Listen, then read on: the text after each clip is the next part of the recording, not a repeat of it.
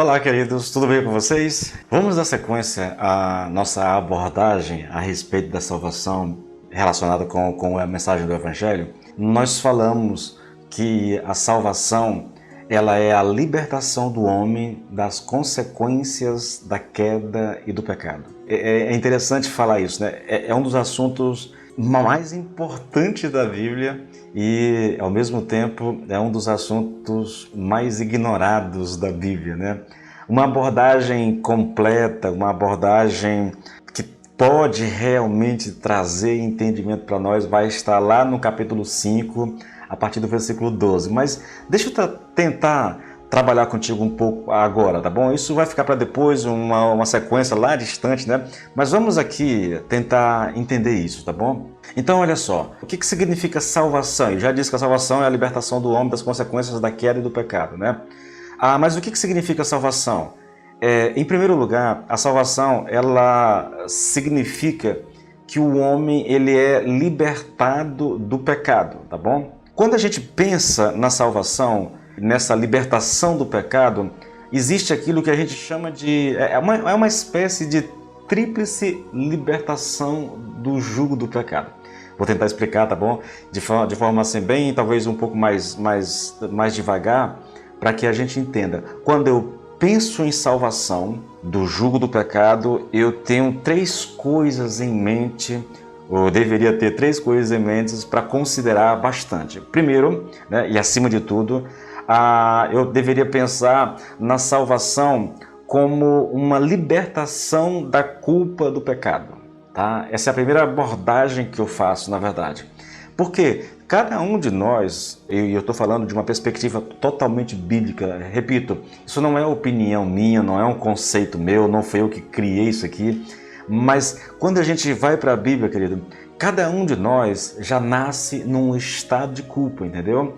E são os nossos pecados que produzem culpa à vista de Deus. Há um detalhe aqui muito interessante que eu vou abordar um outro dia, uma outra hora, que é a culpa relacionada ao pecado original, que é um termo doutrinário para falar do pecado cometido por Adão, que nos alcança, que gera culpa em nós, tá bom? Na teologia isso é chamado de pecado original. Então nós carregamos essa culpa do pecado, começando pelo pecado de Adão, e nós acrescentamos a essa culpa os nossos próprios pecados, entende?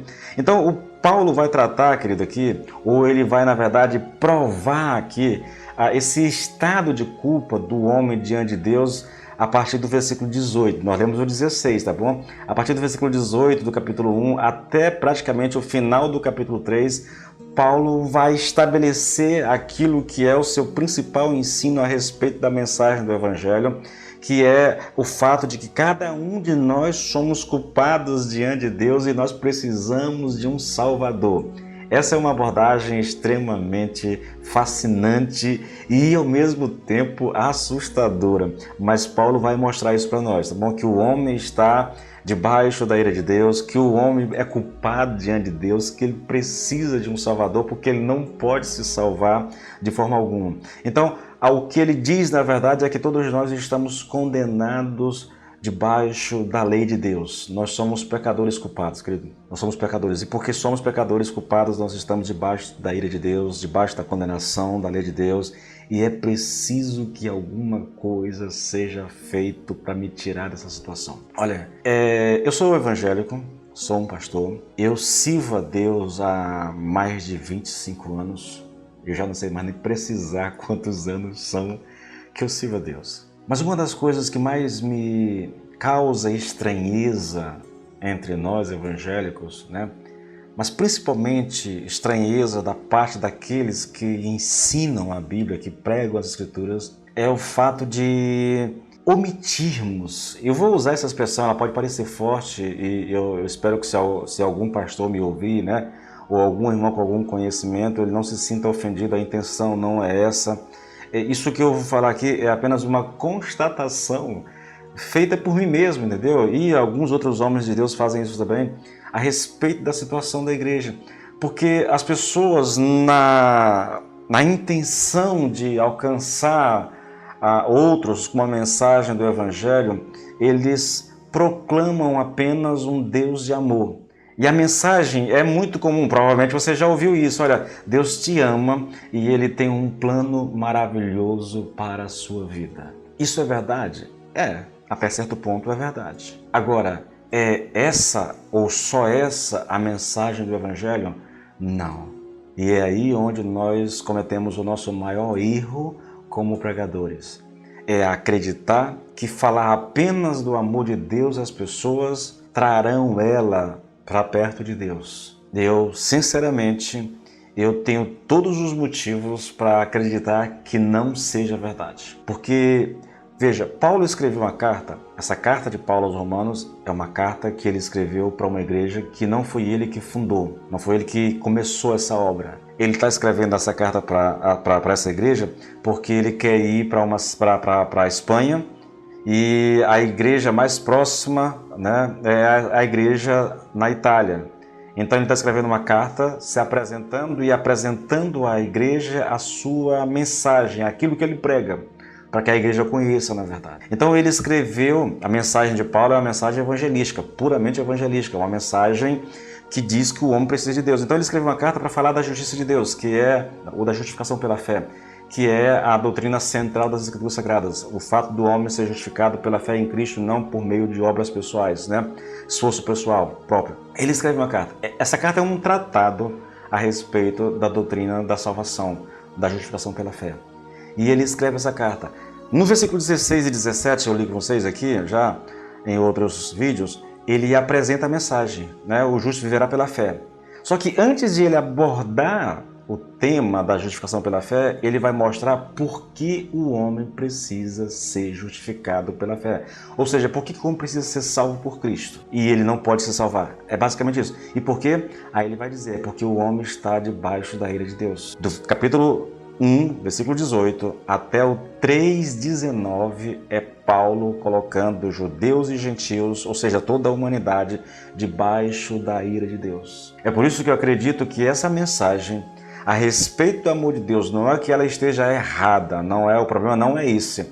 O problema é que nós pregamos apenas uma parte da mensagem, nós omitimos a outra parte por entender, eu acredito que seja assim, por entender que a outra parte pareça ofensivo àqueles que vão ouvir. Bom, eu vou te adiantar uma coisa, tá bom? Se você é alguém que acompanha esses vídeos aqui e vai acompanhar os que eu vou publicar, você vai ter que passar por essa mensagem do homem debaixo da ira de Deus. Eu não posso omitir isso, na verdade. Eu diria que o Evangelho ele tem dois lados, o amor de Deus e a ira de Deus. E só é Evangelho se eu pregar completamente. Eu não posso omitir um lado. Eu não vou falar da ira de Deus porque as pessoas não querem saber disso. Eu não vou falar da ira de Deus porque as pessoas vão se ofender, elas vão se sentir magoadas, porque esse Deus não parece o Deus que nós ouvimos falar. Esse é o problema a respeito da mensagem do Evangelho. É porque as pessoas apenas ouviram falar de um Deus de amor, elas não conhecem as Escrituras. Porque se conhecesse, elas não poderiam ignorar o outro lado da mensagem do Evangelho. Tá bom, queridos? Então, a salvação, em primeiro lugar, ela nos livra da culpa do pecado. Do fato de que nós estávamos em Adão, nós pecamos em Adão, e depois nós acrescentamos a esse pecado de Adão os nossos próprios pecados, nos rebelamos contra Deus, vivemos para nós mesmos, queremos viver apenas para a satisfação pessoal, apenas para a realização própria, não temos em mente aquilo que agrada a Deus, não estamos preocupados em agradar a Deus, nós queremos apenas satisfazer os nossos desejos, os nossos prazeres. O ser humano vive uma constante busca por satisfação pessoal e isso o coloca debaixo da ira de Deus. Essa é a primeira parte da mensagem. Pesada, né? Mas é a Bíblia que ensina, querido. Não posso negar isso a ti, tá bom? Deus te abençoe e até a próxima.